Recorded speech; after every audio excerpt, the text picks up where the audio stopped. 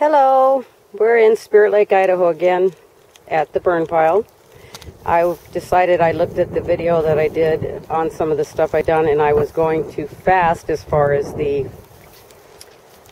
camera was concerned. So I'm going to try to go a little slower and not move it around so much because I was getting dizzy watching it as a playback. I do apologize for the bumping because that's just uneven ground here on the property. Anyway, I was going to show you my completed lasagna garden, first of all, which I have now stabilized with bricks and rocks and wood because this big heavy tarp got completely blown off a couple times. It's been, we've had snow 3 times, I think, but notice there's no snow on the ground. And we've also had one power outage for about 6 hours, which was kind of a bummer. But I'm going to remove some of these rocks here just to show you what the lasagna garden looks like when it's got all the layers on it I was telling you about. And it's cooking right now, but it'll get finished cooking come springtime. All right, maybe I should have done this ahead of time, I don't know. Okay, this is the layers. It's got about, I don't know, it was started out about 12 inches, well, 8 to 10 inches thick of stuff. Grass, leaves, hay, amendments that I showed you before. And it looks like it's starting to cook. I'm going to put it back, cover it up later. Anyway, this is the alpaca poop area that I covered up. And I put some hay on there because that's what she did. And since I showed you this last, this is the back of the alpaca shack that I have completely string trimmed this area, because this is where I want to put my chickens in spring. I also string trim that area back there. See these big holes in the fence? Those are not good for chickens because they'll get out. But these little holes in this fence are good size. So I'm going to completely put that size fence around this little area here so that the chickens can come out here and do what they do. And this is the inside of the alpaca shack, one of the smaller rooms, where I don't want to keep the chickens because they will get up in there in the rafters and get all lost and jacked up. So we're going to go, no, we're not going to go through the front door because it's shut from the outside. I'm going to take you around the sideway here. There's also this neat little dog run for a big dog that I found out here when I was string trimming, in case I want to get a big dog, which I probably will need for chickens because of the coyotes and stuff. But anyway, this thing goes, you know, it slides up and down on that wire. So this is the little room I'm going to put the chickens in, because chickens just need basically a small room. They can stay warm and huddle together in the winter. And I also string trimmed all that and this front part of the barn area. I also leveled this out and moved all the alpaca poop that was here. Kind of cleaned it up a bit. Anyway, moving right along. I'm going to show you the barn in its completion. I also decided to put a path going from the house to the barn that I'm going to have to keep clear with all this snow I keep hearing about that hasn't come yet. The path is going to go from the back porch of the house, and I kind of got it started here. See, look at that. Woo! It's got a little curve, got some sand, some borders. I'm going to put concrete in here and maybe some nice decorative stones or something so that I can just scrape it off when it gets snowy and come into my closet and bring my clothes in ahead of time so they can warm up before I put them on. Anyway, let me turn on the light.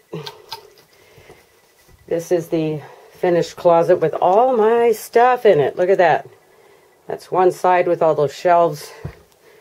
This is the clothing store sized closet rod, and I got to tell you about this closet rod. See all those shoes up there? Holy mackerel. And we have another row of shoes down there. But that's not all. We also have shoes, shoes, and more shoes over there. But what happened with this closet thing was this side over here, all three of those brackets that you see up there on top where the shoes are, it came crashing down. And I had to find the studs to support the weight. Well, last night when I got home from work, this side, I put one more coat on there, and it was one coat too many, and it decided to do the same thing. So I spent all evening last night getting this thing, find the studs, and see the spackle back there, the little spackle spots, to get this thing to hold up this gargantuan amount of clothes here. But I finally finished it and did it, so it's done. So there you have my closet in its completion. Thank God I'm done with that. I'm so tired of dealing with it. And we're going to move on to, I might as well make a pit stop at the house and show you the hearth and the pellet stove. Here we go. Kitchen. It's got no boxes anymore. It's kind of clean in here, sort of. Anyway, this is the living room. It's also still got stuff everywhere, but look at that. There is the hearth and my pellet stove. And it pumps out the heat. You can set it from setting 1 to 9. I've never had it above 5. It's on 1 right now with the fan going. But see the tile work I did there behind there, and also the hearth itself with the tile on it. So that's my pellet stove in the house. We're going to go out the front door, take you to the shop, and show you what's been going on in there. That's the vent for the pellet stove outside. No smoke, no muss, no fuss, just a lot of pellets you got to pump into that thing. A lot of pellets. It's like a bag a day when my dad was here.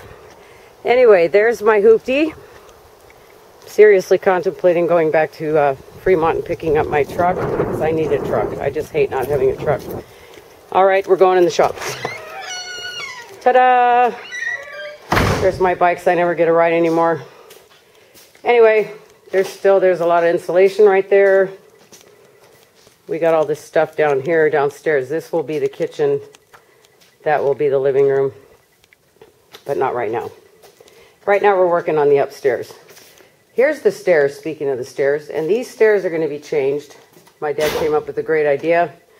We're going to change those stairs so that they kind of stop and then go over here and then go into the living room so that they're like a landing thing, so that I don't have these stairs going all the way down into the garage, because the house under here and up here is going to be separate from the garage, so I can have a garage still.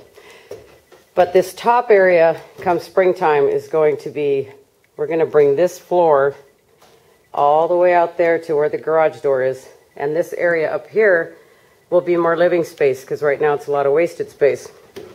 So my dad and Ken, they closed off this opening that was here, and that little part up on the top where the roof is, I'm going to put insulation just to stuff it in there for the time being. They put this door in that was in the backyard just to close it off. And this is what they did. 2 new windows. Well, that's 1 new window on that side. That window was already there. They have framed in this whole upstairs area so that I can insulate. On this side, there are 2 new windows that are larger windows. So there's 4 windows upstairs, which is really cool. That little wood stove that I had, that was going to cost $700 for a new pipe for that stove. So what did I do? I got another pellet stove, just like the other one. That's going to sit on this hearth. And that's the back, but I haven't put the tile on yet. This is a bigger hearth. It's 4x4. The other one was 3x3. But it's all ready to go. It's already got the pipe in there. As soon as I get the tile on, I can put this pellet stove and put it on those ramps and wheel it back up there and get it going. Fire it up. Piles of insulation and all my sewing crap over here. Anyway, I talked to an electrician this morning. He came by. I met him at work. I have a job, by the way, bartending 2 miles from my house, if that isn't the cat's meow. Anyway, I met this electrician guy, who came over this morning, and he gave me the rundown on how to get, you know, we have power up there, but it's just these wagon wheel fluorescent lights and stuff. And I wanted to put plugs in before I put the insulation in, so it's all ready to sheetrock come spring. He told me this little electrical box is Afro-engineered. It's wagon wheel. It does not pull enough power to run this place, not even the way it is now, let alone when I add other stuff to it. So we have to get a new power box. He's going to do the work. This is the power box here for the house, and he showed me that the wire coming from this box to go over to that shop over there is not nearly adequate, the wiring, any of it. So I have to change that, put a bigger power box in, and get it going on. There's my path again. One more last view of the mighty fine, almost done path. Anyway, I'll keep you posted on what's going on with the... See, look at there's those... Now there's 3 windows on that side. And there's 2 on the other side. Almost looks like a house, but it will when I'm done. So I miss you guys, and I will see you soon. I may be coming down to get my truck. Otherwise, I'll keep you posted as it goes on up here. Bye.